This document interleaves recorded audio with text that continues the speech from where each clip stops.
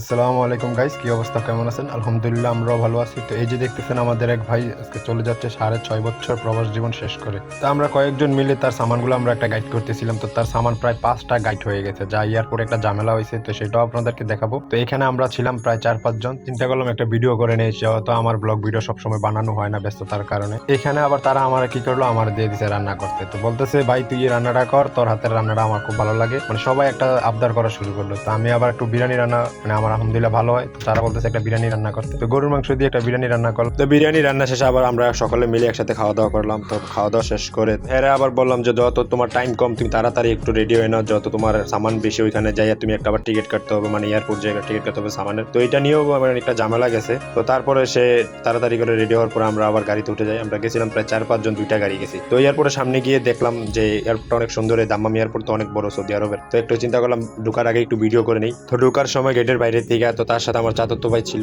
তো তারা 2জন আবার একসাথে হাঁটতেছে। তো আস্তে আস্তে আমরা সামানগুলা নিয়ে যাইতেছি ক্যারি করে।